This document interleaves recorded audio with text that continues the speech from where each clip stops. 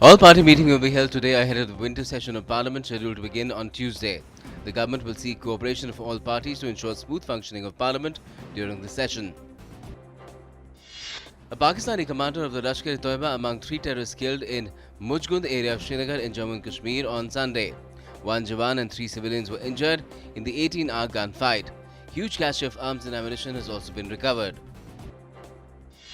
In a major success for security forces, dreaded Hizbul Mujahideen terrorist Riaz Ahmed was arrested by Jammu and Kashmir police in Kishtwar district. Riaz is alleged to be responsible for instigating the youth in the valley to join terrorist groups.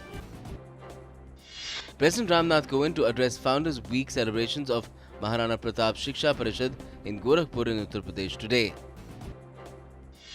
President Kovind will begin his visit to Myanmar, during which he will hold talks with his counterpart U Win Mint and State Councillor Daw Aung San Suu Kyi. BJP National President Amit Shah will launch a book on Prime Minister Narendra Modi titled Narendra Modi, Creative Disruptor, the Maker of New India in New Delhi today. The book is written by Dr. R. Balashankar.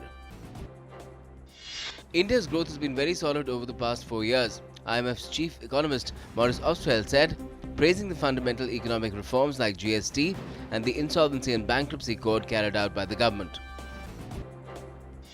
Delhi's air quality significantly deteriorated with a fall in temperature, which slowed dispersion of pollutants. Authorities warn pollution level might further increase in 2 days.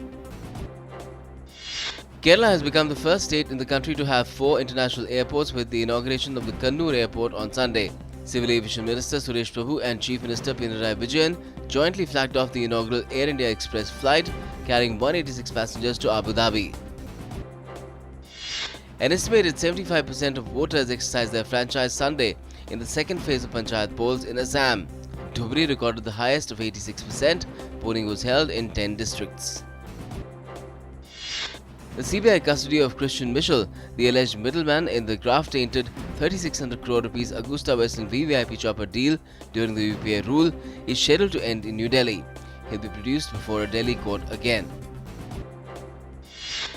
Internet giants Google, YouTube, Facebook, WhatsApp and Microsoft are scheduled to submit draft standard operation procedures, that is SOPs, in the Supreme Court for the purpose of implementation of suggestions given by the Centre to curb online child pornography and sexual violence. Westminster Magistrates Court in London is scheduled to pronounce the verdict on extradition of absconding liquor baron Vijay Mallya. Mallya, who's been on bail on an extradition warrant since his arrest in April 2017, is fighting extradition to India on charges of fraud and money laundering amounting to about 9,000 crore rupees.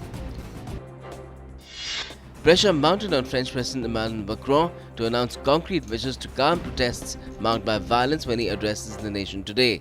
In Paris, around 10,000 yellow vests flocked to the Champs-Élysées and other areas. Nationwide, more than 2,000 people were detained, over 1,000 of them in Paris, as police vowed zero tolerance for troublemakers. Pune to host 2019 edition of Khelo India Youth Games in January. Union Minister for Sports Rajvardhan Rathore launched the jersey for the games. Tennis and table tennis are also included. 9,000 athletes will be taking part.